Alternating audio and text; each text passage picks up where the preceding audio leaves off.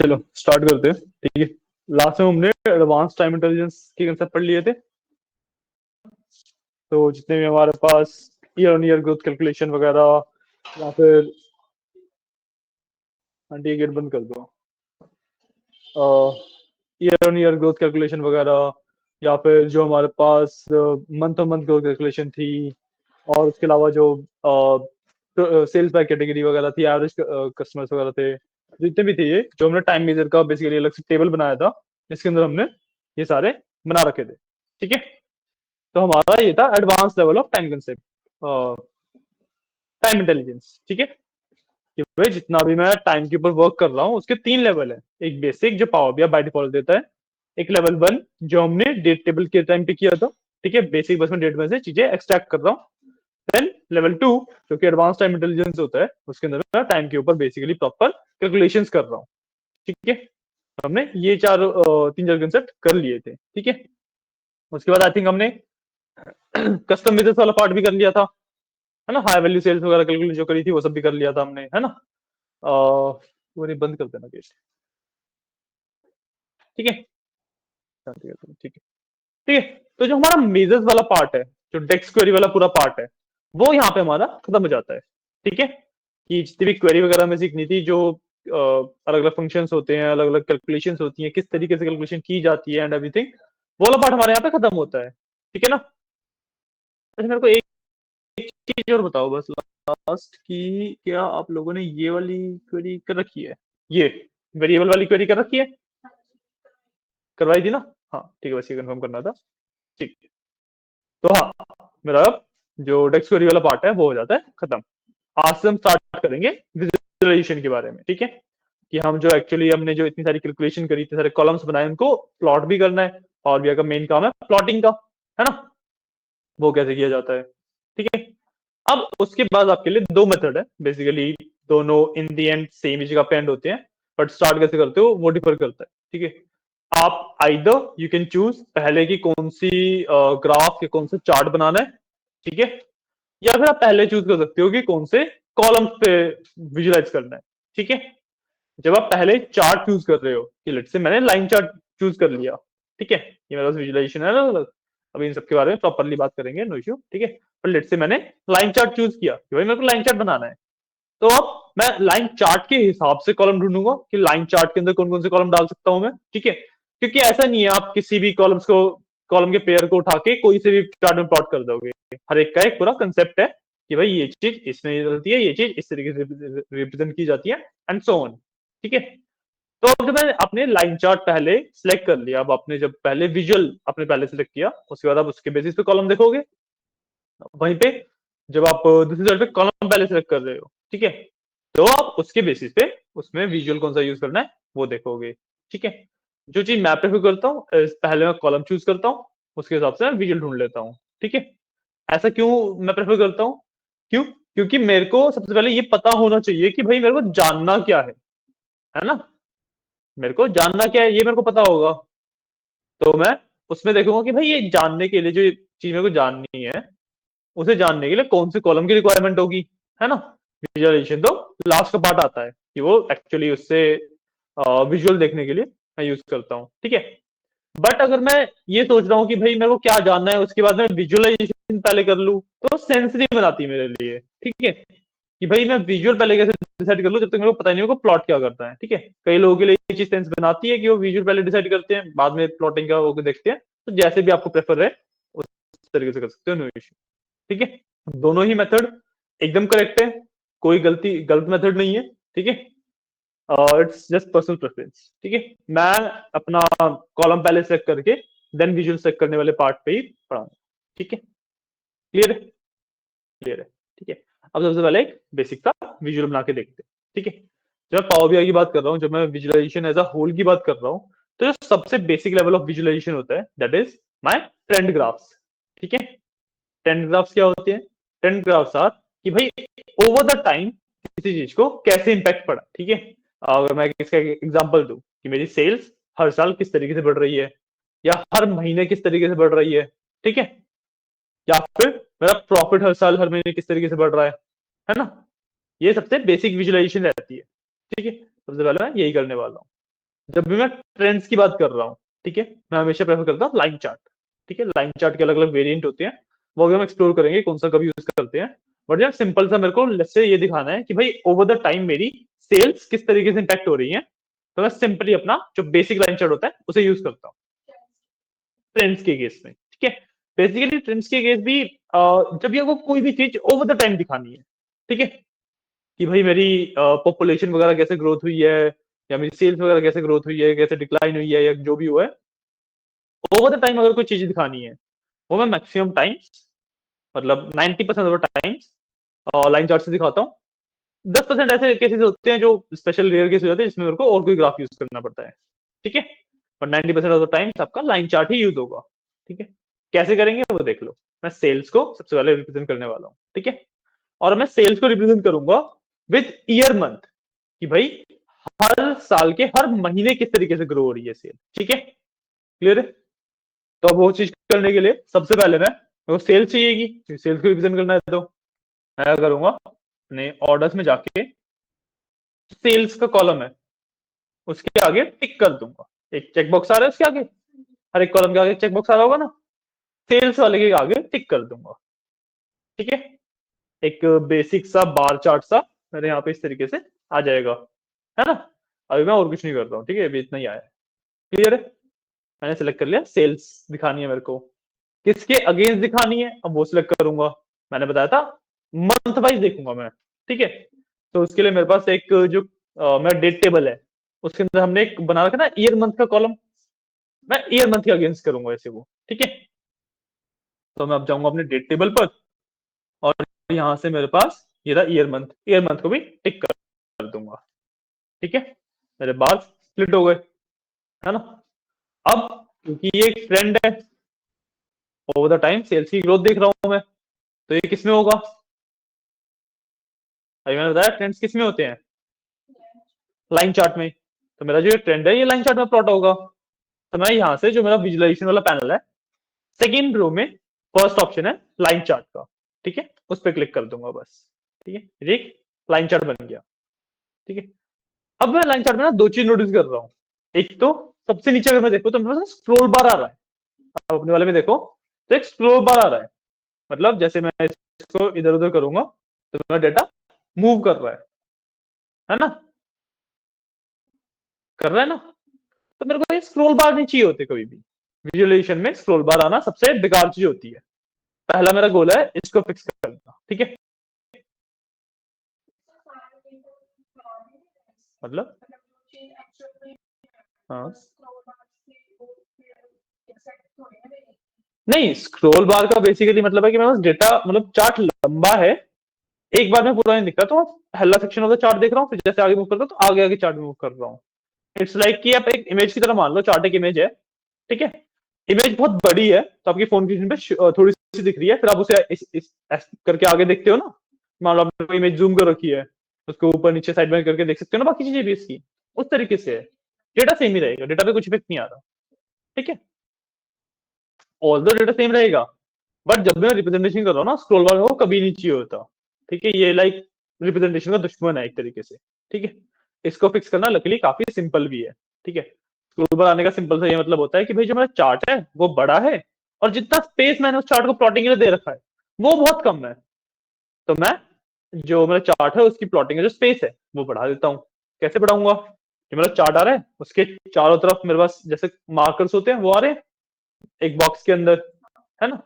तो मैं right hand side वाला जो मार्कर है लाइन के बीच में, उस पे क्लिक करके उसको ड्रैग एंड ड्रॉप कर, मतलब ड्रैग कर लूंगा जब तक वो स्क्रॉल बार नहीं चला जाता।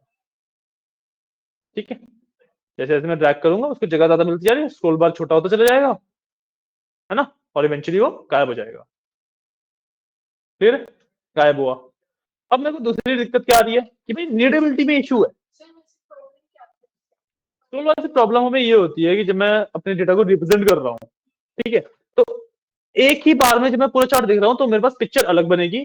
पार्ट्स ऑफ द चार्ट्स को मैं अपने माइंड के अंदर कंबाइन नहीं कर सकता। Point, parts of the chart को मैं अपने माइंड के अंदर कंबाइन कर पाना बहुत मुश्किल होता है मेरे लिए। तो चलो फिर भी मैं एक बार को कर ले हम तो, ठीक है, कि हम तो चार्ट बनाया ही हमने। बट जिसे पहली बार वो चार्ट देख रहा है उसको तो समझ ही नहीं आएगा ना कि भाई पीछे क्या चला गया जो आगे वाले से कंपेयर करूं मैं। इस वजह से रिप्रेजेंटेशन में स्क्रॉल बार हमेशा मतलब सबसे बड़ा दुश्मन टाइप होता है। समझ आया? अब स्क्रॉल बार तो चला गया, एक दिक्कत हो रहा है मेरे पास कि भाई विजिबिलिटी थोड़ी सी लो है। मतलब जो टाइटल लिखा हुआ है या फिर जो मेरे पास मार्किंग है वो काफी छोटी है ना, काफी छोटी है। तो इसको मैं अगेन क्या करूंगा, इस बार मैं राइट हैंड साइड के बॉटम कॉर्नर से मतलब किसी भी तरीके से कर लो। देखो बेसिकली इमेज को आप एक रिसाइज कर रहे हो, ठीक है, आपको आता है इमेज को रिसाइज करना, आप किसी भी तरीके से रिसाइज कर सकते हो इसको। मैं इसको थोड़ा सा यहाँ से बड़ा कर लूंगा, थोड़ा खुली खुली मार्किंग हो गई, रीडेबिलिटी थोड़ी सी इंप्रूव हो गई बस। ठीक है, मैंने बहुत ज्यादा कर लिया है तो इसको थोड़ा सा यहाँ से डाउन कर दूंगा। This seems fine with me and इसको मैं पूरा स्पेस दे दूंगा यहाँ से यहाँ तक। मैंने इसको अपने हिसाब से जैसे मेरे को सही लग रहा था मैंने रीसेट कर दिया। अब स्क्रोल बार हटा दिया तो उसके बाद ना ऐसी कोई रिक्वायरमेंट नहीं है कि भाई इतना ही बड़ा करना है इतना ही छोटा रखना है, टोटली अप टू यू होता है। ठीक है, विजुअलाइजेशन का सारा पार्ट आपके ऊपर है, आप कितना क्रिएटिव होना चाहते हो, आप किस तरीके से क्या चीज दिखाना चाहते हो, पूरा पार्ट सिर्फ आपके ऊपर है।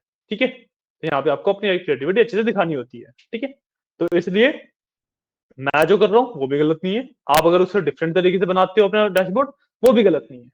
ठीक है, नहीं छोटे तो नहीं है, वो चीज बड़ी नहीं होगी, वो तो मैं फॉन्ट साइज वगैरह बाद में बड़ा करूंगा तो उससे हो जाएगी, वो अलग चीज है। इसी वजह से स्पेसिंग आ गई ना थोड़ी सी, तो वो थोड़ा सा रीडेबिलिटी में मतलब इफेक्ट पड़ता है उससे। ठीक है, अब एक चीज और दिक्कत है इसमें, अब ये वाली दिक्कत खुद ढूंढो क्या दिक्कत हो सकती है इसमें। और एक हिंट देता हूँ, एक्स एक्सिस पे दिक्कत है, एक्स एक्सिस पे दिक्कत है। ठीक है, मैं ढूंढू में आया।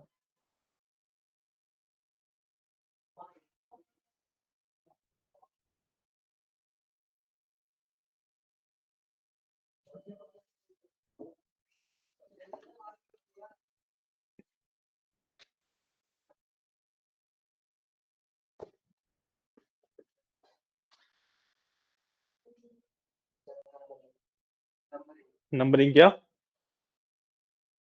अच्छे से बताओ नंबरिंग क्या होता है। हाँ, डेट में है, बिल्कुल। डेट मेरी बेसिकली क्रोनोलॉजिकल ऑर्डर में नहीं है, मतलब डेट एक ऑर्डर में नहीं है, वो रैंडमली पड़ी हुई है डेट्स, है ना। फिर देखो सबसे पहले 2017 का 11 आ रहा है, फिर 16 का 12 आ रहा है, फिर 17 का 12 आ रहा है, 15 का 11 आ रहा है ना। जबकि होना कैसे चाहिए, 14 के 1 से शुरू हो, 14 का 1, 14 का 2, 14 का 3, इस तरीके से आगे तक चले। ठीक है, इसी वजह से जो मेरा ग्राफ है वो डिक्लाइनिंग सा ग्राफ आ रहा है ना। ये ग्राफ अभी तक कुछ सेंस बना नहीं रहा, इसको फिक्स करेंगे। इसको कैसे फिक्स करते हैं, जो मेरे ग्राफ पे जब मैं क्लिक करता हूँ, ठीक है, तो मेरे पास यहाँ पे 3 ऑप्शन आते हैं, है ना। एक तो मेरे पास जो सबसे पहला ऑप्शन होता है वो बेसिकली फिल्टरिंग ऑप्शन होता है, उसके बारे में बाद में बात करते हैं। ठीक है, दूसरा जो मेरे पास होता है वो ना फोकस मोड का ऑप्शन होता है कि जब मैं एक ही ग्राफ के ऊपर काम कर रहा हूँ तो व्हाट आई कैन डू है इस पे क्लिक करके मैं प्रॉपर फोकस मोड में जा सकता हूँ, तो सिर्फ मेरी पूरी स्क्रीन पे यही ग्राफ दिखेगा। ठीक है, हमें अभी इसका भी काम नहीं है, जरूरत पड़ सकती है कभी कभी, बट अभी इसकी जरूरत नहीं है। बैक टू रिपोर्ट कर लेता हूँ। ठीक है, और जो तीसरा ऑप्शन है जो 3 डॉट्स है, मेरे को उस पर जाना है। ठीक है, उस पर गया, यहाँ पे मेरे पास शॉर्ट एक्सिस का ऑप्शन मिलता है, शॉर्ट एक्सिस पे जाऊंगा, यहाँ से सबसे पहले तो ईयर मंथ का एक्सिस मैं सेलेक्ट करूंगा। ठीक है, मैंने यहाँ पे ईयर मंथ का एक्सिस सेलेक्ट कर लिया। ठीक है, कुछ इस तरीके से प्लॉटिंग हुई, बट अभी भी 2017 सबसे पहले आ रहा है और 2014 सबसे बाद में आ रहा है, मतलब ये डिसेंडिंग ऑर्डर में सॉर्टेड है। इसको असेंडिंग में करना है, अगेन 3 डॉट पे जाऊंगा, शॉर्ट एक्सिस पे जाऊंगा एंड कर दूंगा इसे शॉर्ट असेंडिंग। ठीक है, शॉर्ट असेंडिंग किया, इस तरीके से मेरा ग्राफ प्लॉट हो गया।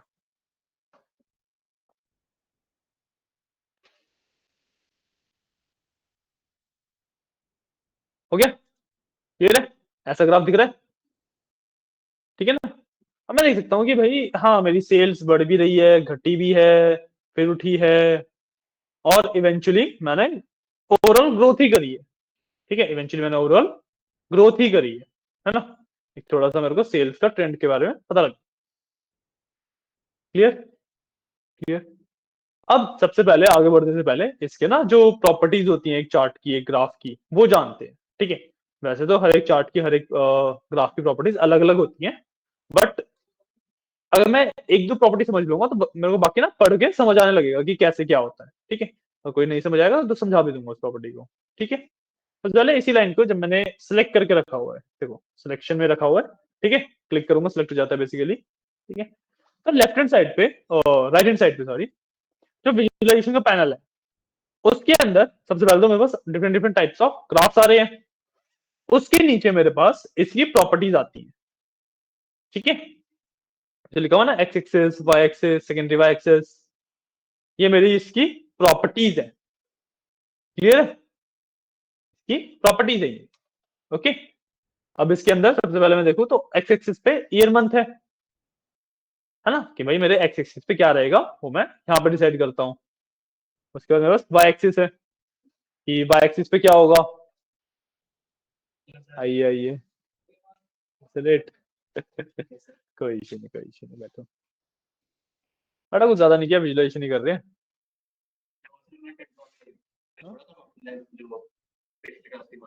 पिछली क्लास में तो हमने डेक्स क्वेरी वगैरह खत्म करी थी ना, आज हमने विजुलाइजेशन स्टार्ट किया। बहुत ज्यादा कुछ नहीं किया, बहुत सिंपल सी चीजें करी हैं अभी तक। ठीक है, खोल लो एक बार, ये वाला चार्ट इतने करवा लेते हैं, फिर आपका भी फटाफट बनवा देंगे, इतना समझ लो। ठीक है ठीक है, तो यहाँ पे जो राइट हैंड साइड पे विजुलाइजेशन के नीचे वाला पैनल है, उसके अंदर मेरे पास इस चार्ट की प्रॉपर्टीज होती है ना। वहां पे मेरे को एक्स एक्सिस दिख रहा है कि भाई एक्स एक्सिस पे मेरा क्या होगा। ठीक है, वाई एक्सिस दिख रहा है, वाई एक्सिस पे क्या होगा, वाई एक्सिस पे सम ऑफ सेल्स। ठीक है, और जैसे याद है एक्सेल के टाइम पे, आपको नहीं पता होगा मे भी, पर आप लोगों को पता होगा, जैसे एक्सेल के टाइम पे जब मैं पिवट टेबल बनाता था तो वहां पे वैल्यूज का एक सेक्शन हुआ करता था मेरे पास, है ना। और वैल्यूज में सम ऑफ सेल को एवरेज ऑफ सेल्स या फिर परसेंटेज ऑफ ग्रैंड टोटल वगैरह वो सब भी कर सकता हूँ, है ना। वो सब मैं यहाँ पे भी कर सकता हूँ, सिमिलर तरीके से होता है। तो मैं इस जो एरो है इस पे क्लिक करता हूँ, यहाँ से मैं शो वैल्यू में कर सकता हूँ, तो परसेंटेज ऑफ ग्रैंड टोटल मिल जाता है मेरे को यहाँ पे। सिंपल सा इस पे राइट क्लिक कर लो, या फिर जो ये ड्रॉप डाउन का एरो सा है इस पे क्लिक कर लो। ठीक है, ये वाला पूरा मेन्यू खुल जाता है। ओके, इसके अंदर सबसे नीचे शो वैल्यूज होता है। शो वैल्यूज में परसेंटेज ऑफ ग्रैंड टोटल वगैरह कर सकता हूँ, जो हमने वहां पे भी किया था परसेंटेज में करने के लिए। और इसके वरना ऊपर सम, एवरेज, मिनिमम, मैक्सिमम, काउंट वगैरह सब कुछ है। ठीक है, जो भी चीज आपको रिप्रेजेंट करना हो उसको, उस चीज से आप रिप्रेजेंटेशन। आप एवरेज कर दोगे तो एवरेज ऑफ सेल्स आएगा। ठीक है, आप सम कर रखा है तो सम ऑफ सेल्स आ रहा है। ठीक है, अब इसके नीचे आता है सेकेंडरी वाई एक्सेस। ठीक है, जो ये वाले फीचर्स है ये नहीं मिलते आपको एक्सेल में, इसलिए हम पावर बीआई ज्यादा प्रेफर करते हैं। सेकेंडरी वाई एक्सेस का क्या मतलब होता है कि भाई एक एक्सिस तो हमारे लेफ्ट हैंड साइड पे जो सम ऑफ सेल्स का बना हुआ है वो हो गया, एक एक्सिस में राइट हैंड साइड पे भी डाल सकता हूँ। ठीक है, कि भाई मेरे को एक ही ग्राफ के अंदर दो वैल्यूज को प्लॉट करना है, तो मैं एक एक्सिस राइट हैंड साइड पे डाल के प्लॉटिंग कर सकता हूँ। ठीक है, इसका भी अभी यूज करेंगे। ठीक है, उसके बाद होता है लेजेंड। लेजेंड का मतलब होता है, देखो अभी तो कुछ भी नहीं दिख रहा हमें, बट लेट से मैंने जो ये सेल्स देखनी थी ओवरऑल की जगह कैटेगरी वाइज देखनी होती कि भाई मेरी टेक्नोलॉजी वाली कैटेगरी कितनी सेल्स कर रही है ओवर द टाइम, मेरी जो होम ऑफिस वाली कैटेगरी है वो कितनी सेल्स कर रही है ओवर द टाइम। ठीक है, तो मैं मल्टीपल लाइन्स आ गई वहां पे, मल्टीपल लाइन्स को अलग अलग कलर से रिप्रेजेंट करूंगा। एक ही से रिप्रेजेंट करूंगा तो मेरे को समझ ही नहीं आएगा कहाँ पे क्या हो रहा है। तो जो मल्टीपल कलर्स से जब मैं रिप्रेजेंट करता हूँ कोई चीज, तो ये कलर्स होते हैं, इन्हीं कलर्स को मैं लेजेंड कहता हूँ कि भाई ये कलर्स किस बेसिस पे डिवाइडेड है मेरे। ठीक है, अभी हम करेंगे सारी चीजें जब अच्छे से समझ भी आएगा, है ना। ठीक है, ठीक है, इसके बाद आता है मेरे पास स्मॉल मल्टीपल्स। स्मॉल मल्टीपल्स का मतलब है कि भाई मेरे को इसको स्केल अप करना है, स्केल डाउन करना है। ठीक है, और स्केल अप स्केल डाउन किसके मतलब, मान लो मेरे पास कुछ एक फैक्टर है। ठीक है, कि भाई जो सेल्स थी किसी दिन मेरी 1.5 गुना बढ़ी थी, या किसी दिन मेरी आधे हुई थी, कोई डिस्काउंट चल रहा है, कुछ चल रहा है, बहुत सारे अलग अलग फैक्टर्स हो सकते हैं। तो उन फैक्टर से जब मेरे को किसी अपनी फील्ड को इन्फ्लुएंस कराना होता है तो मैं स्मॉल मल्टीपल्स का ऑप्शन यूज करता हूँ। ठीक है, बेसिक एग्जांपल में अगर मैं बात करूं तो लेट्स से मैंने 50% ऑफ का डिस्काउंट रन कर रखा था, तो सेल्स का मेरा अमाउंट आ रहा है वो ओरिजिनल अमाउंट है, बट एक्चुअली जो कस्टमर ने पे किया वो 50% ऑफ का था। ठीक है, अब हर दिन तो 50% ऑफ नहीं होगा, किसी दिन नहीं होगा, किसी दिन होगा, किसी दिन 20%, किसी दिन 30%, तो मल्टीपल्स होंगे। अब मेरे को अगर अपनी सेल्स को इन मल्टीपल से इन्फ्लुएंस करवाना होता तो मैं यहाँ पे स्मॉल मल्टीपल्स में वाली फील्ड, जैसे डिस्काउंट वाली फील्ड हो जाती वो डाल देता। ठीक है, अभी नहीं करवाना तो मैंने नहीं डाला। क्लियर? टूल टिप का मतलब होता है कि जब मैं किसी भी पॉइंट पे हवर करूंगा, मैं अगर किसी भी पॉइंट पे जाके थोड़ी देर छोड़ू तो एक बॉक्स ओपन हो जाता है।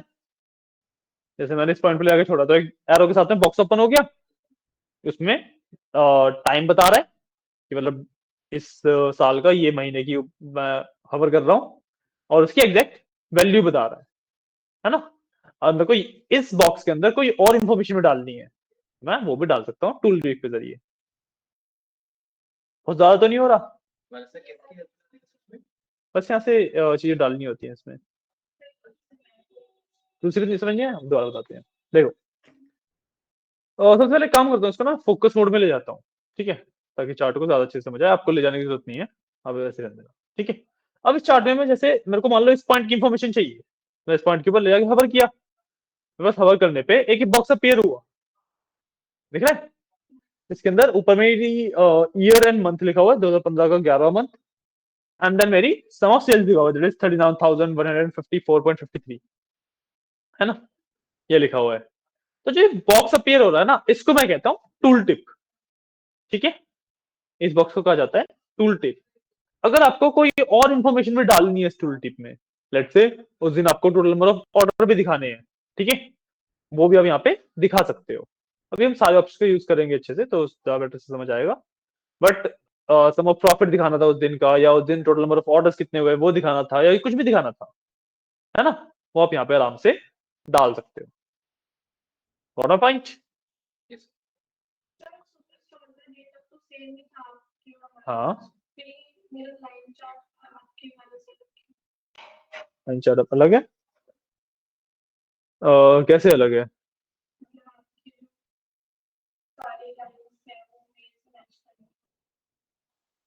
आपने या तो कहीं कुछ अलग प्लॉटिंग करी होगी, या फिर डेटा में कभी कभी वेरिएंस आ जाता है।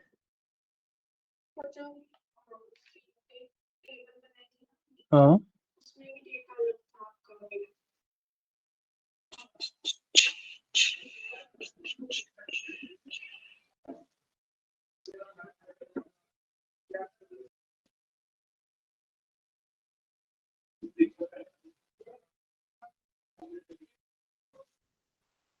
ठीक है, हो सकता है अलग में भी।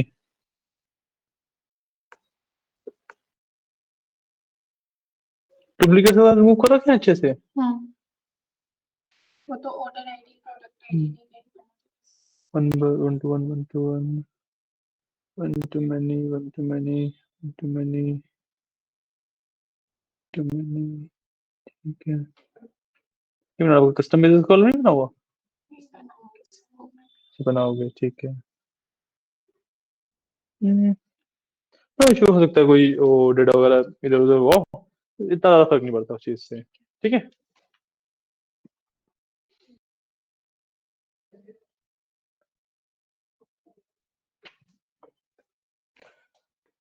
ठीक है। मेन हम बात कर रहे हैं विजुअलाइजेशन की। ठीक है, तो इसमें टूल टिप समझ आया क्या होता है ना? समझ आया टूल टिप क्या होता है? ठीक है, अब इसके बाद लास्ट में बस आते हैं ड्रिल थ्रू। और इसके अंदर दो ऑप्शन है कि क्रॉस रिपोर्ट और कीप ऑल फिल्टर्स। ठीक है, तो ड्रिल थ्रू का सबसे पहले तो मतलब होता है कि भाई मैं ईयर से क्वार्टर में जा रहा हूँ, क्वार्टर से मंथ में जा रहा हूँ, और मंथ से डेट्स पे जा रहा हूँ, या फिर वापस आ रहा हूँ। ठीक है, तो इसे drill down and drill up कहते हैं।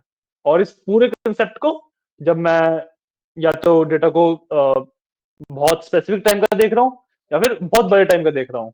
ठीक है, तो जो देख रहा हूं, जब मैं एक बड़े टाइम फ्रेम से छोटे टाइम फ्रेम पे जा रहा हूं, मतलब ईयर से मंथ पे जा रहा हूं, दैट इज ड्रिल डाउन। जब मैं मंथ से या क्वार्टर से ईयर पे आ रहा हूं तो दैट इज ड्रिल अप। और ड्रिल अप और ड्रिल डाउन दोनों मिलके बनते हैं ड्रिल थ्रू।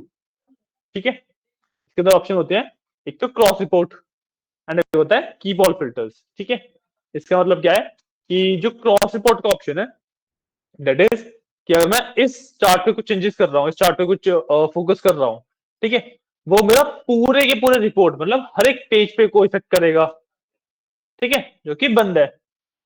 तो अगर मैं बैक टू रिपोर्ट जाऊं और मैं यहाँ पे कोई भी पॉइंट सिलेक्ट कर लिया, जैसे मैंने ये वाला पॉइंट सिलेक्ट किया, ठीक है, तो मेरे यहाँ पे कहीं पे फर्क नहीं पड़ रहा है उस चीज से, ठीक है।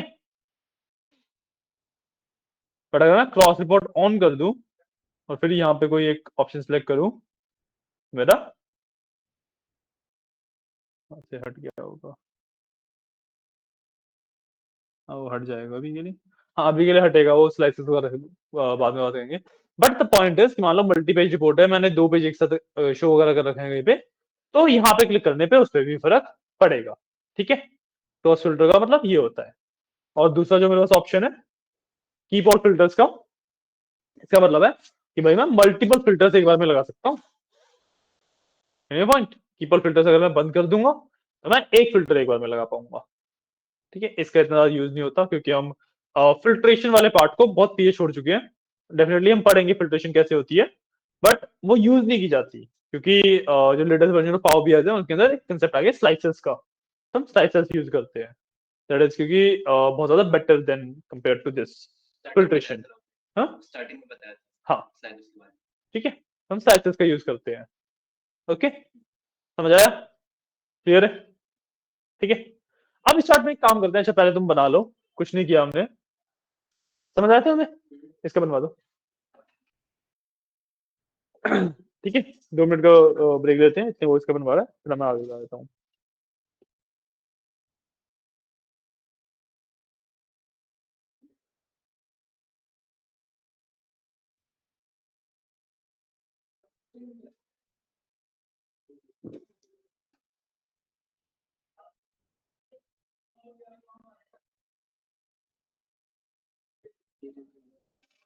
क्या हो गया?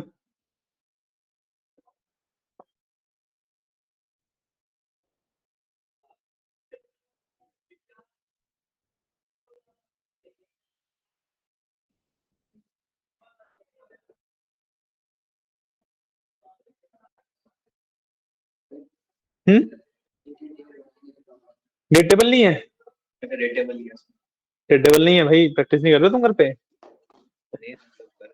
चलो कोई बात नहीं, वो बना लेना फिर, या तो अभी भी रिकॉर्डिंग हो ही रही है तो उसमें से फिर तुम रेफर करना, क्योंकि डेट टेबल बनवाना एंड उसके बाद फिर सारी चीजें करवाने में तो काफी टाइम लग जाएगा अभी, ठीक है। तो हम आगे बढ़ते हैं। Okay the next thing is what we are gonna do is कि मैं ना, जैसे मैंने ओवर द टाइम अभी सेल्स देखी है, मैं ओवर द टाइम प्रॉफिट भी देखूंगा, ठीक है। लेकिन द डिफरेंस विल बी मैं अलग से ग्राफ नहीं बना रहा उस चीज का, प्रॉफिट को मैं इसी के अंदर कंपेयर करवाऊंगा कि भाई मेरे को एक तो ये पता लग जाएगा कि ओवर टाइम मेरा प्रॉफिट कैसे चल रहा है, दूसरा मेरे को ये पता लग जाएगा कि भाई सिर्फ मतलब चीजें बेच ही रहा हूँ या फिर मैं पैसे बना भी रहा हूँ, पॉइंट। तो सेल्स अगेंस्ट प्रॉफिट भी पता लग जाएगा कि भाई सेल्स बढ़ रही है तो प्रॉफिट बढ़ रहा है या घट रहा है, सेल्स घट रही है तो प्रॉफिट बढ़ रहा है या घट रहा है, या प्रॉफिट भाई स्टेबली चल रहा है, क्या हो रहा है प्रॉफिट के साथ, ठीक है। तो इसी के अंदर प्रॉफिट डालेंगे, ठीक है।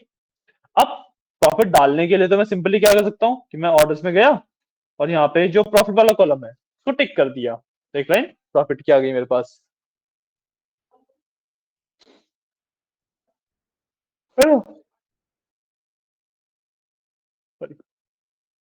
तो एक लाइन मेरे पास प्रॉफिट की आ गई, राइट। और देखो जैसे मैंने प्रॉफिट पे टिक किया, यहाँ पे देखोगे आप वाई एक्सिस पे sum of sales sum of profit दिख रहा है, एंड नीचे जाके अगर आप लेजेंड में अभी दिखेगा नहीं,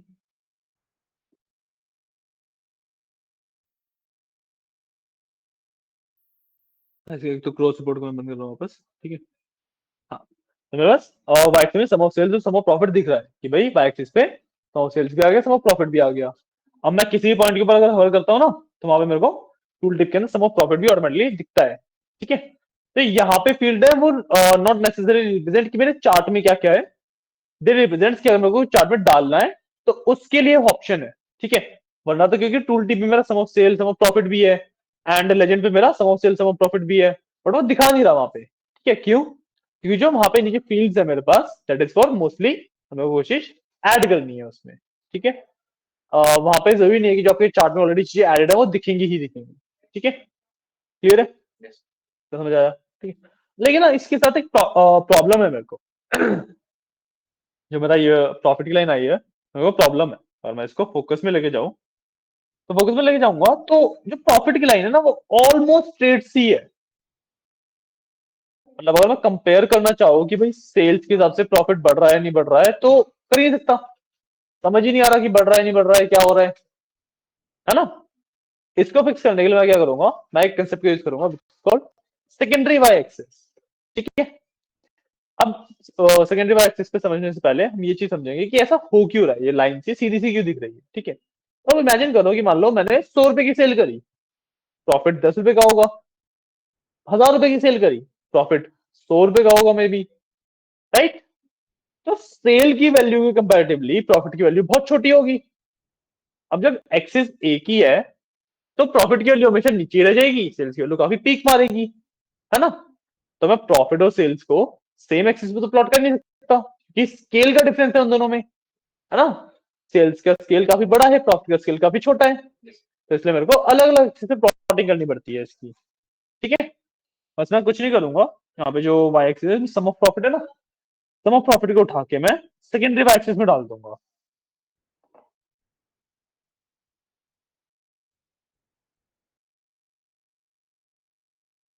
ठीक है। कुछ नहीं किया मैंने, मैंने सम ऑफ प्रॉफिट को उठा के सेकेंडरी वाई एक्सिस में डाल दिया बस, समझ रहे हो। वाई एक्सिस में जो sum of sales sum of profit था, सॉरी, उसको मैंने उठा के सेकेंडरी वाई एक्सिस में डाल दिया, लाइन सिमिलर हो गई, है ना। बैक टू रिपोर्ट अगर मैं आ जाऊं, बस देखो लाइन काफी सिमिलर हो गई, कंपेयर करना काफी इजी हो रहा है अब, राइट। कंपेयर कर पाना काफी इजी हो गया। क्या हुआ? हाँ, इंटरसेक्ट कर रही है, क्योंकि देयर इज अ चांस कि मैंने सेल तो बड़ी करी लेकिन प्रॉफिट कम किया, या फिर प्रॉफिट ज्यादा किया सेल कम करी, दोनों केसेस है ना। तो इसको देखो, पढ़ने का सिंपल तरीका क्या है, जैसे मैं सिर्फ इतना सा पार्ट देखता हूँ, ठीक है। तो light blue is my, this one is my sale and this one is my profit, ठीक है, डार्क ब्लू। तो देखो इस पॉइंट पे सेल एंड प्रॉफिट की वैल्यू, मतलब ठीक है, हमने सेल की थी 6417 की, प्रॉफिट किया था 1322 का, अच्छा खासा नंबर है, ठीक है। सिमिलरली यहाँ पे ऑलमोस्ट सेम चल रहा है, ठीक है। यहाँ पे मेरा सेल्स शूटअप हुआ, यहाँ पे सेल्स की वैल्यू काफी बढ़ गई, बट प्रॉफिट नहीं उतना बढ़ पाया, पॉइंट कि भाई जब सेल्स की वैल्यू इतनी बड़ी थी, प्रॉफिट भी उतना बढ़ना चाहिए था, क्योंकि नहीं हो पाया।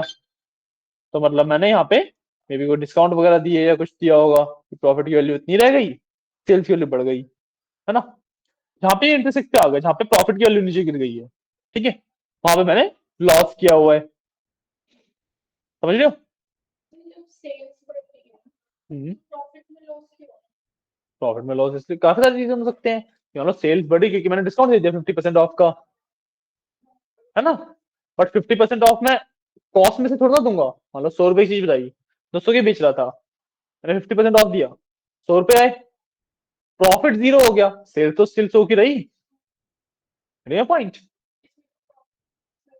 प्रॉफिट माइनस में जा रहा था, मैंने 90 में भी बेच दिया होगा मे बी, तो मेरे को 10 रुपए का लॉस हुआ, ठीक है ना। तो प्रॉफिट की वैल्यू तो हम प्रॉफिट बना भी सकते हैं, लॉस भी बना सकते हैं, फिर जीरो भी रह सकती है, तीनों केसेस है, ठीक है। जहाँ पे प्रॉफिट की वैल्यू माइनस में जा रही है वहां पे मैंने लॉस किया है, जहाँ पे पॉजिटिव में है वहां पे प्रॉफिट बनाया है, सिंपल, है ना, क्लियर है। सो मैं देख रहा हूँ ओवर द टाइम, मतलब सेल्स और प्रॉफिट में बहुत ज्यादा रिलेशन है नहीं, अच्छा खासा लिंक है नहीं, बट अगर मैं ऑन एन एवरेज देखूं तो ऑन एन एवरेज चीजें सेम सेम ही वर्क कर रही है, ठीक है। कई जगह पे ऐसा हो रहा है कि भाई जैसे यहाँ पे है, ये वाला पॉइंट देखो, तो यहाँ पे सेल्स की वैल्यू काफी गिरी बट प्रॉफिट मैंने स्टेबल रख लिया, पॉइंट। यहाँ पे मैंने कॉस्ट कटिंग वगैरह करी होगी, कहीं पे अपनी कॉस्ट कम लाने का ट्राई किया होगा, है ना। तो ये आपको इस ग्राफ का बेसिकली एनालिसिस है, ठीक है, इस तरीके से आप इस ग्राफ को एनालाइज करते हो, ठीक है। एंड मैंने शुरुआत में एक बात कही थी आपको कि लाइन चार्ट के भी काफी सारे टाइप्स होते हैं, ठीक है। जब मैं सिंगल सेल्स की या सिंगल प्रॉफिट की बात कर रहा था, तो बस लाइन चार्ट वर्क्स, ठीक है। ट्रेंड्स के लिए लाइन चार्ट होता है सबसे पहले तो, ठीक है। जब मैं सिंगल ट्रेंड की बात कर रहा हूँ, सेल्स की, प्रॉफिट की, क्वांटिटी की, या किसी भी चीज की, तो लाइन चार्ट ऐसे ही सिंगल लाइन चार्ट वर्क करता है। पर जब मैं दो चीजों को कंपेयर कर रहा हूँ, यहाँ पे प्रॉफिट और सेल्स को कंपेयर कर रहा हूँ आपस में, ओवर द टाइम कैसे उन्होंने रिएक्ट किया, राइट। तो सिंपल लाइन चार्ट काफी इनफ नहीं जाता, क्योंकि बहुत ज्यादा अजीब दिखता है एक तो, और दूसरा इससे ना चीज रिड्यूस कर पाना थोड़ा सा मुश्किल हो जाता है, ठीक है। तो व्हाट आई डू इज, यहाँ पे मेरे पास होता है एरिया चार्ट, ठीक है ये भी लाइन चार्ट की तरह ही, बट इसमें क्या होगा, जो मेरा स्पेस है from X axis to the line, वो फिल हो जाता है बस। तो मैं इस पर क्लिक कर दूं, अभी मैंने सिलेक्ट नहीं कर रखा था, इसको सिलेक्टेड रखेंगे और फिर मैं एरिया चार्ट पे क्लिक कर दूं, तो देखो ये फिल हो गया।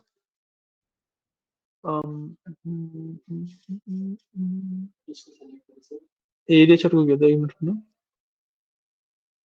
हाँ ठीक है, मैंने एरिया चार्ट को सिलेक्ट किया,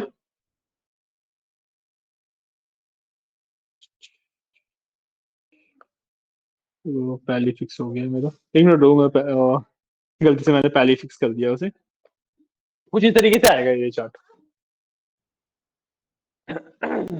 ठीक है। ये चार्ट कुछ इस तरीके से आ रहा है, ऐसा दिख रहा है, ठीक है। अब मेरे पास, सॉरी, अब मेरे पास क्या है कि भाई दो वो है मेरे पास ट्रेंड्स कंपेयर करने के लिए, एक की वैल्यू 0 और 0 से नीचे भी जा सकती है ना।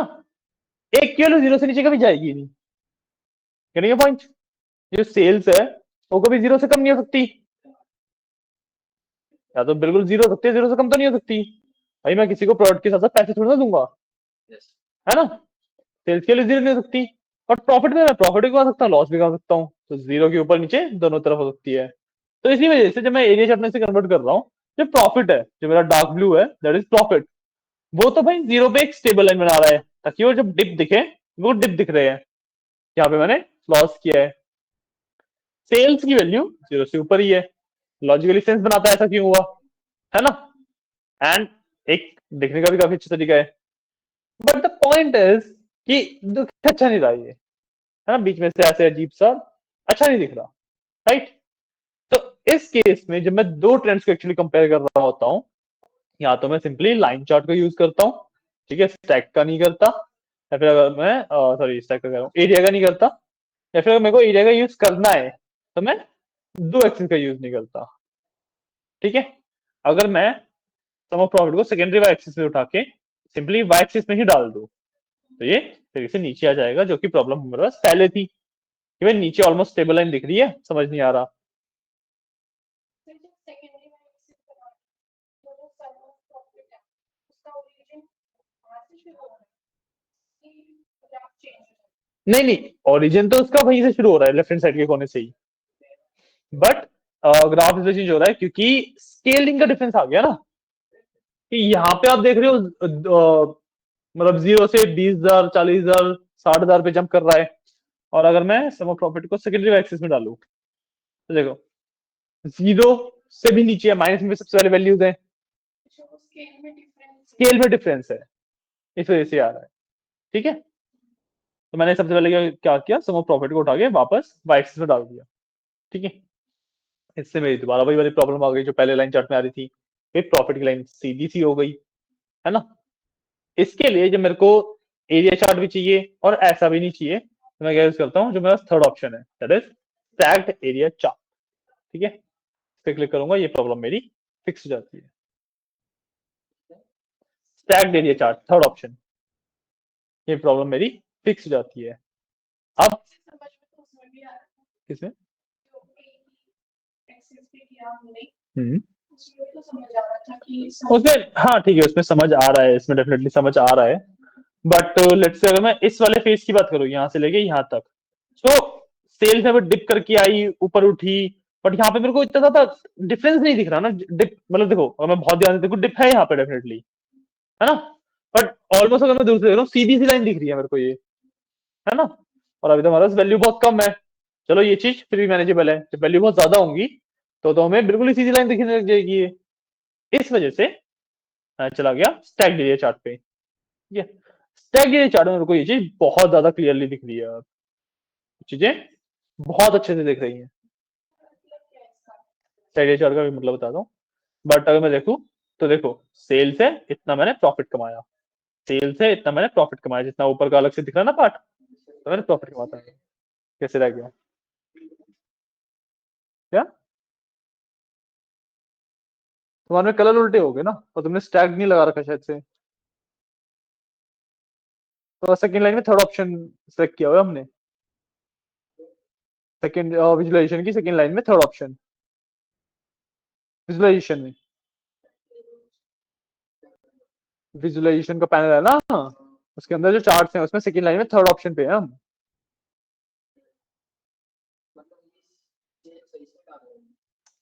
ऊपर है ना विजुअलाइजेशन, विजुअलाइजेशन में थोड़ा ना तुम ऊपर देखो, थर्ड ऑप्शन पे ही हो, और तुमने अलग अलग पे रखा हुआ है दोनों, सिंगल पे रखा हुआ है नीचे, सिंगल ही है तुम्हारा, क्या हो रहा है?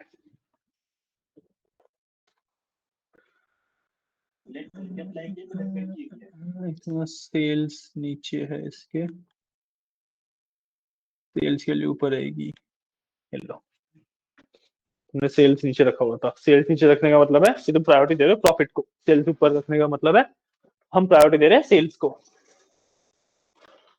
तो स्टैगनेशन चार्ट में सबसे पहले तो ये मतलब होता है कि जो भी अच्छा हाँ, इसमें तुम्हें शायद मैंने ये चीज बताना भूल गया, वाई एक्सिस में जैसे sum of sales sum of profit रखा है, क्या मतलब ये नहीं है कि दोनों वाई एक्सिस पे पड़े हैं सिर्फ, मतलब ये तो है, बट सेल्स की प्रायोरिटी ज्यादा है कंपेयर टू प्रॉफिट, जो ऊपर है उसकी प्रायोरिटी ज्यादा है। अब हर एक चार्ट में इसका फर्क नहीं पड़ता, और जैसे स्टैगनेशन चार्ट में, तो स्टैगनेशन चार्ट कैसे बनता है, सबसे पहले फर्स्ट प्रायोरिटी वाले चीज को वो प्लॉट करेगा, फिर वो सेकंड प्रायोरिटी वाली चीज को प्लॉट करेगा। तो अगर मैं फर्स्ट प्रायोरिटी प्रॉफिट को देता हूँ, तो प्रॉफिट को पहले प्लॉट करेगा, उसके ऊपर सेल्स प्लॉट करेगा, मेन पॉइंट। मेरे को ऐसा नहीं चाहिए, मेरे को पहले सेल्स प्लॉट करानी है क्योंकि सेल्स के लिए बड़ी है, फिर मेरे को प्रॉफिट प्लॉट कराना था। ठीक है, क्लियर है, समझ आया, समझ आया, ठीक है। अब देख लेते हैं इसको पढ़ते कैसे है, जो स्ट्रैटेजी चार्ट है इसको पढ़ा कैसे जाता है। ठीक है, अब मैं किसी भी पॉइंट पे जाऊं, जैसे इस वाले पॉइंट पे गया, ठीक है, तो जो ये प्लॉटिंग हो रखी है दैट इज अराउंड 36,905 समथिंग, है ना, सम ऑफ सेल्स अगर मैं इस पॉइंट पे देखूंगा तो 36,905 है जो टूल टिप पे दिख रहा है। ठीक है, बट अगर मैं चार्ट पे देखूं तो जिसका ऊपर वाला पॉइंट है दैट इज अराउंड 41 के आसपास, 40 की लाइन को क्रॉस कर रहा है ना, किसी भी पॉइंट को देख लो, जो sum of sales tool tip में लिखा हुआ है एक्चुअल में तो वो नहीं दिख रहा है मेरे को, है ना। तो बेसिकली इस स्ट्रैटेजी चार्ट का पॉइंट क्या है कि भाई इसने जो टॉप पॉइंट बनाया that is sum of sales और सम ऑफ प्रॉफिट का एडिशन, ठीक है, कि टोटल वैल्यू इतनी हुई, ठीक है, उसमें से नीचे वाला पॉइंट जो है वो सेल्स का था कि सेल्स इतनी थी, और जो हमने सेल करी इसका इतना पार्ट प्रॉफिट वाला था, पॉइंट कि भाई जो मैंने सेल करी टोटल उसका इतना पार्ट प्रॉफिट वाला था। तो ये वाला पार्ट होता है स्टैगनेशन चार्ट का मतलब ये होता है, समझ आया, समझ आया। तो ये मेरा पहला विजुअलाइजेशन कंप्लीट हुआ। ठीक है, इसी तरीके से चाहिए मेरे को, मेरा स्टैगनेशन चार्ट बन चुका है। ठीक है, क्लियर है, बना लिए सबने, ठीक है बना लिया है, ठीक है, ठीक है। मैं वो एक मिनट को एक छोटा सा कंसेप्ट और करेंगे आज का।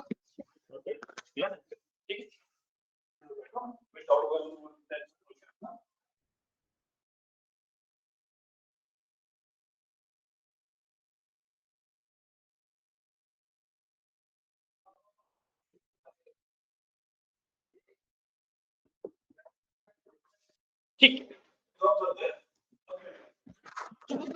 अगला काफी सिंपल सा कंसेप्ट है, ठीक है, और एक्चुअली मेरे को ये वाला कंसेप्ट आपको इससे भी पहले पढ़ाना चाहिए था क्योंकि विजुअलाइजेशन स्टार्ट वहां से होती है, बट माइंड से स्किप हो गया तो अब बता। ठीक है, जो अगला मेरे पास कंसेप्ट आता है that is called KPI, KPI, हाँ एक्चुअल में भी था क्योंकि ठीक है, केपीआई का बेसिकली मतलब होता है की इन्फ्लुएंसर्स, ठीक है, फुल फॉर्म नहीं बता रहा हूँ, इट इज जो अगर मैं फुल फॉर्म देखूँ तो की पार्टिसिपेशन ऑफ इन्फ्लुएंसिंग, ऐसा कुछ होता है इसका, बट नहीं की इन्फ्लुएंसर्स बोलता हूँ, दैट इज केपीआई। ठीक है, यूजुअली केपीआई से ही रेफर किया जाता है। ठीक है, केपीआई का बेसिक मतलब कि वैल्यूज जो एक मतलब प्रॉपर नंबर की तरह ही रिप्रेजेंट करनी है मेरे को, ठीक है, ऐसी चीजें जो मेरे को नंबर की तरह ही रिप्रेजेंट करनी है, ठीक है।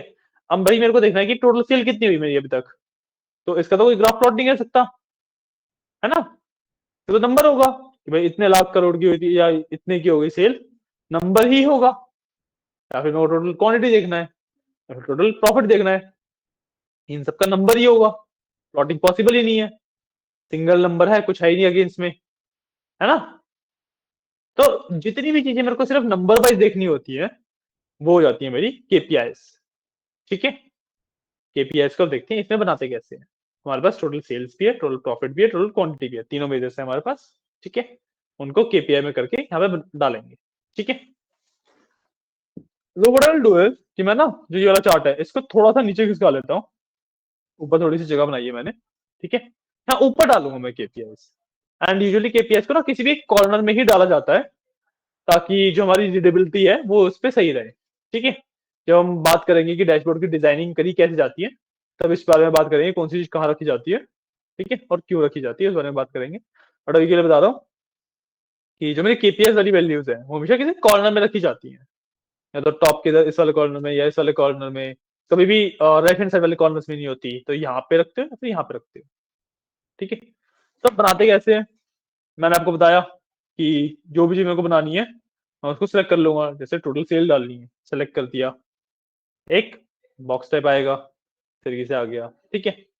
अब मेरे को टोटल सेल है, ऐसे रिप्रेजेंट करूंगा नहीं, तो मैं यहाँ से राइट हैंड साइड से सेलेक्ट करूंगा कार्ड ब्रैकेट में न्यू, ठीक है। एक मेरे पास सिंपल कार्ड का भी ऑप्शन है, बट वो पुराना हो चुका है, नए वाले में ज्यादा फीचर्स है, ज्यादा बेटर दिखता है, तो नया वाला यूज कर रहे हैं, ठीक है। विजुअलाइजेशन के अंदर कार्ड न्यू का ऑप्शन है, मेरे में ये लास्ट रो सेकंड ऑप्शन आ रहा है, और जो इसका सिंबल है दैट इज बॉक्स के अंदर 1 2 3 लिखा हुआ है, एंड उसके ऊपर एक बिजली का साइन है, होना है देखना। हाँ, yes. कोई है? कितना भी वाला बताओ।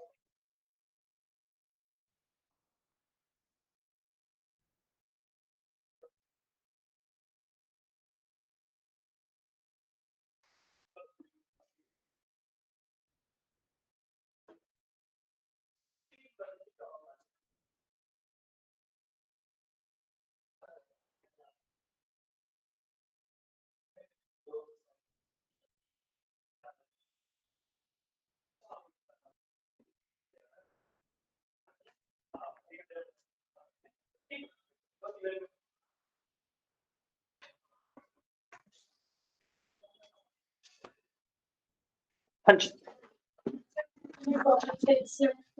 बस वही किया और कुछ नहीं किया, अभी किया नहीं कर रहा हूँ मैं, ठीक है। कार्ड न्यू मिल गया, कार्ड ब्रैकेट में न्यू लिखा होगा, एक चार्ट है जिसके अंदर कार्ड ब्रैकेट में न्यू लिखा होगा, कैसे मिल गया, ठीक है ना। इसको सिलेक्ट किया, ये कुछ इस तरीके से बन जाता है, सिर्फ नंबर में कन्वर्ट हो गया, है ना। अब what I will do is कि सबसे पहले तो मैं इसको रीसाइज करूंगा कि भाई जितना ये पार्ट है, जितना ये नंबर एक्चुअली ले रहा है उतना ही ले, तो इतना ठीक है, इतना हुआ, इसे तो कितना होगा, ठीक है। अब मैं क्या करूंगा सबसे पहले कि इसमें ना जो राइट हैंड साइड वाला पार्ट है उसको थोड़ा सा मैं एक्सटेंड कर दूंगा। लेट्स से मैंने कुछ इतना एक्सटेंड कर दिया, ठीक है। अब ऐसा क्यों किया, ऐसा करने का रीजन मैं आपको सबसे लास्ट में बताता हूँ। एक बार मैं ना सेम चीज अपने टोटल क्वांटिटी और टोटल प्रॉफिट के साथ भी कर लेता हूँ, ठीक है। तो मैं नेक्स्टली अपना टोटल प्रॉफिट डाल लूंगा सेम कार्ड में कन्वर्ट करके, और मैं जो ये स्पेस छोड़ा था मैंने सेल्स के टाइम पे लास्ट में, अब नहीं छोड़ूंगा वो स्पेस, ठीक है। जो लास्ट में मैंने सेल्स के टाइम पे स्पेस छोड़ा था वो मैंने अब नहीं छोड़ा, अब मैंने नेक्स्ट नेक्स्ट से रखा है ना। सिमिलरली टोटल क्वांटिटी कर लेता हूँ, टोटल क्वांटिटी को भी कार्ड बना दिया, ठीक है, ठीक है। एंड इसमें भी मेरे को स्पेस छोड़ने की ये नहीं है, तो मैंने प्रॉपर नेक टू नेक रखा है इसे भी, ठीक है। इस तरीके से मेरे तीनों कार्ड बन गए। अब बात करते हैं भाई सेल्स में क्यों स्पेस छोड़ा मैंने, सेल्स में मैंने स्पेस इसलिए छोड़ा क्योंकि सेल्स का नंबर देखो क्या है, 1.10 मिलियन। आपका थोड़ा सा अलग होगा, के में आपका, अच्छा चलो ठीक है, कोई बात नहीं।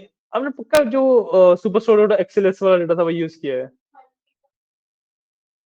पता नहीं। आपका कितना आ रहा है? 1.10 ही आ रहा है, सेम ही आ रहा है। 0.44 तो राउंड ऑफ हो गया होगा, थोड़ी बहुत इधर उधर है, तो कोई इशू नहीं। आपने डेटा में मे भी फ्लोट वगैरह कर रखा होगा सिर्फ। दोबारा बना के देख लेना एक बार, मे भी कुछ डेटा मिस हुआ हो या कहीं पे कुछ इस तरह। हाँ, एक्सएलएस वाली ली थी, सुपर स्टोर डॉट एक्सएलएस थी ना फाइल, वो ली थी। फिर दोबारा बना के देख लेना। ठीक है, ठीक है। तो मैं पहले बात करता हूँ, मैंने टोटल सेल्स में ही स्पेस की छोड़ा, बाकी में क्यों नहीं छोड़ा? द रीजन इज कि टोटल सेल्स की वैल्यू 1.10 मिलियन है, ठीक है। बाकी टोटल प्रॉफिट की वैल्यू 132.52 की है और उसकी 19 की है, ठीक है। अब अगर मैं लॉजिकली सोचूं तो इसके अंदर फिल्टरिंग होती है, मैं पूरे पूरे डैशबोर्ड को फिल्टर करता हूँ। अब मैं फिल्टर करूंगा किसी एक पर्टिकुलर जगह की सेल्स देख रहा हूं मैं टोटल, तो ऊपर जो नंबर होगा वो 1.10 मिलियन से बढ़ेगा तो है नहीं, जब टोटल सेल्स बिना किसी फिल्टर के 1.10 मिलियन है, तो इससे ऊपर तो जा नहीं सकता नंबर, नंबर इससे हमेशा कम ही आएगा, राइट। तो इसके अंदर लेट्स से 130 की हो गया, 140 की हो गया, 200 की हो गया, कुछ भी हो गया, है ना। अब ये 1.10 मिलियन ने जितना स्पेस लिया है कैरेक्टर वाइज, उससे ज्यादा स्पेस लेगा 135 पॉइंट समथिंग के, क्योंकि आप प्रॉफिट में दे भी सकते हो कि कितना ज्यादा स्पेस ले रहा है ना। तो अब अगर मैं 1.10 मिलियन के हिसाब से टोटल सेल्स का स्पेस सेट कर देता, तो जब वो के में कन्वर्ट होता तो उसके पास स्पेस ही नहीं बचता इनफ, और फिर वो डॉट डॉट डॉट वाले मेथड में चला जाता, क्योंकि मेरे को विजुअलाइजेशन में कभी भी चाहिए नहीं होता, मेरे को प्रॉपर हर एक नंबर अच्छे से देखना है ना। इसीलिए मैंने टोटल सेल्स में स्पेस छोड़ा है। और बोलोगे बाकी में स्पेस क्यों नहीं छोड़ा? क्योंकि भाई टोटल प्रॉफिट है वो 132.52 के मैक्सिमम है, कम ही होगा, बढ़ेगा नहीं। भाई कम होके 100 पॉइंट समथिंग की आ जाए, 80 पॉइंट समथिंग की आ जाए, 10 पॉइंट समथिंग की आ जाए, 9 पॉइंट समथिंग की आ जाए, स्पेस हमेशा इससे कम ही लेगा। Getting a point? ये 135.52 के से या तो बाकी जो जितने भी नंबर पॉसिबल है वो सेम स्पेस लेंगे या फिर कम स्पेस लेंगे, तो इसलिए मेरे को स्पेस छोड़ने की जरूरत नहीं थी। सेम चीज है 19 के साथ, सेम चीज है 19 के साथ, जो भी नंबर्स हैं वो या तो सेम स्पेस लेंगे या फिर कम स्पेस लेंगे, तो इसलिए उसमें भी स्पेस छोड़ने की जरूरत नहीं थी। एक जगह पे इसे टेस्ट भी कर लेते हैं, मान लो किसी भी पॉइंट पे जाके मैं क्लिक कर देता हूँ, तो देखो वैल्यू चेंज हो रही है। आप समझ आ रहे हैं, टोटल सेल्स बढ़ गई है, मतलब ये 58.61 की होगा, स्पेस ज्यादा ले रहा है अभी। जब मैं किसी पे भी क्लिक कर दो ना, यहाँ पे जो आपका नीचे ग्राफ है ना, किसी भी पॉइंट पे जाके क्लिक करोगे तो पूरा चार्ट उसके हिसाब से रिफ्रेश होता है आपका, ठीक है ना। तो यहाँ पे वैल्यू चेंज हो गई, तो देखो टोटल सेल्स के पास क्योंकि एक्स्ट्रा स्पेस था वो उसमें स्प्रेड आउट हो पाया, नहीं होता तो वो डॉट डॉट डॉट में चला जाता, है ना। तो फिक्स करने के लिए उसी पॉइंट पे मैं दोबारा क्लिक कर देता हूँ, ठीक है। क्लियर है, समझ आया? कोई डाउट? केपीआई वगैरह समझ आया मेरे को, ठीक है। तो मेरा अभी इतना डैशबोर्ड बन गया है, इसको मैं बिल्कुल इसके साथ फिक्स कर देता हूँ, इतना स्पेस मेरा डैशबोर्ड का कवर हो गया है, ठीक है। क्लियर? इसमें सर हमें टोटल देखनी हो पूरी, मतलब क्या? जैसे पिछले साल के भी मिला के और इस साल का मिला के सारा, तो टोटल इसमें कैसे देखें? दिख तो रहा टोटल, बाय डिफॉल्ट टोटल ही तो है वो, टोटल सेल्स। मतलब क्लिक करके बता देना आपको। नहीं, क्लिक करके तो वो सिर्फ इस महीने का टोटल बता रहा है, जिसमें क्लिक करूंगा तो वो 12 महीना 2016 का सिर्फ उसकी वैल्यूज बता रहा है। जब मैं कहीं पे भी क्लिक नहीं कर रखा, मतलब इसको भी जैसे क्लिक करके रीसेट कर देता हूँ दोबारा, हो जा, हो गया। तो जो मेरी बाय डिफॉल्ट आती है दैट इज प्रॉपर वैल्यू की, सारे डेटा की क्या वैल्यू थी, ओवरऑल ओवरऑल वैल्यूज। क्लियर? समझ आया? यस। ठीक है, कोई डाउट तो नहीं इतने विजुअलाइजेशन के बारे में? कल विजुअलाइजेशन आगे बढ़ेंगे, ठीक है। आज की क्लास के लिए सही है, ओके। चलिए इसको कंट्रोल एस करके सेव कर लेना, एंड थैंक यू।